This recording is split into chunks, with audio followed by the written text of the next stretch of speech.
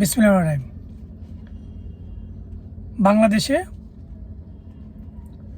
আগামীর জাতীয় সংসদ নির্বাচন নিয়ে বর্তমানে সবচেয়ে আলোচিত যে বিষয়টি সেটি হলো পিআর পদ্ধতিতে নির্বাচন ব্যবস্থা।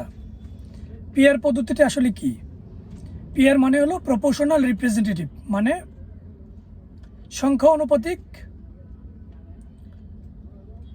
পদ্ধতি,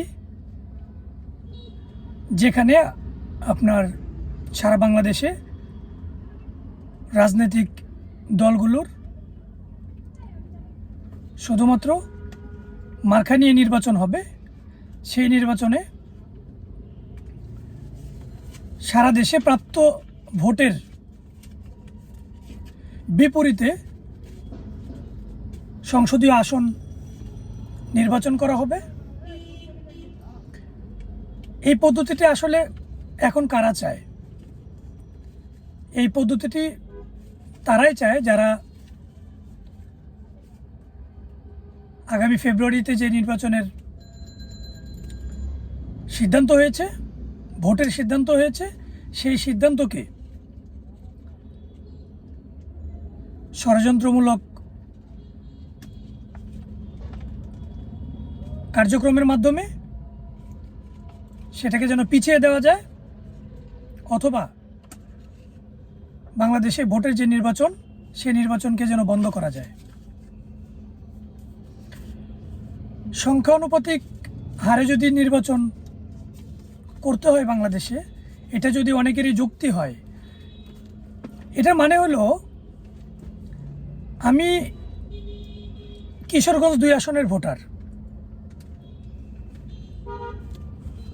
আমার এখানে কে এমপি হবে সেটা আমি জানতে পারবো না, কারণ যেহেতু পিআর পদ্ধতিতে নির্বাচন হবে, ওইখানে রাজনৈতিক দল যে কোনো প্রার্থীকে যে কোনো জায়গায় সে এমপি বানাইতে পারবে, অথবা সংসদ সদস্য হিসেবে ঘোষণা করতে পারে।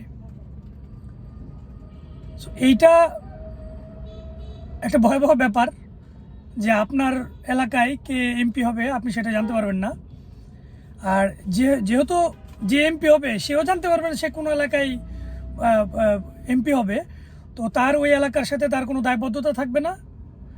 আবার রাজনৈতিক দলগুলোরও সেরকম কোনো কমিটমেন্ট থাকবে না। আর এই পদ্ধতিটি যদি অনেকের কাছে যুক্তিযুক্ত মনে হয়, তাহলে আমি বলবো যে বাংলাদেশের নির্বাচন পদ্ধতিতে অ্যাভারেজ ভোট হয় ধরেন 40, 45 অথবা 50%। তাহলে এই যে বাকি 50% ভোট দিল না, তো তাদের জন্য আপনারা কি একটা পদ্ধতি বের করেন যে তাদের মধ্যে থেকে আপনি আরেকজনকে প্রতিনিধি করবেন। কারণ যারা ওই 50% যারা ভোট দিচ্ছে না অথবা ভোট বর্জন করছে, তাদের মনেও তো রাষ্ট্রীয় কোনো ক্ষোভ অথবা রাষ্ট্রের প্রতি কোনো ধরনের বৈষম্যমূলক আচরণ, অথবা তাদেরও তো সুনির্দিষ্ট অভিযোগ রয়েছে যে কারণে তারা ভোট দিতে যায় না। তাহলে তাদের মধ্যে থেকেও প্রতিনিধি নির্বাচন করেন, সেই ইস্যুটাও সামনে আসতে পারে। তো আমি মনে করি এই পিআর পদ্ধতি যারাই এখানে আলোচনা করছে, এরা ষড়যন্ত্রমূলক এবং রাষ্ট্রকে রাজনৈতিক সংকটে ফেলার জন্য বৈদেশিক কোনো দেশের পক্ষ হয়ে কাজ করছেন। পাশাপাশি এই পদ্ধতির জন্য বাংলাদেশে যারা হুমড়িকে পড়ছেন, ছোট ছোট রাজনৈতিক দলগুলো, তারা জীবনে কোনোদিন এমপি অথবা সংসদীয় আসন পাওয়ার মতো পরিস্থিতি তাদের নাই, সেজন্যই তারা এই পিআর পদ্ধতিতে সংসদ সদস্য হতে চায়। সো আমার ধারণা বাংলাদেশের মতো জায়গায় গণতান্ত্রিক যে আকাঙ্ক্ষা নিয়ে আমরা এই জুলাই অভ্যুত্থান করেছি, সেইখানে গুটি কয়েক মানুষের রাজনৈতিক উদ্দেশ্য হাসিলের জন্য নির্বাচন কমিশন তথা প্রধান উপদেষ্টা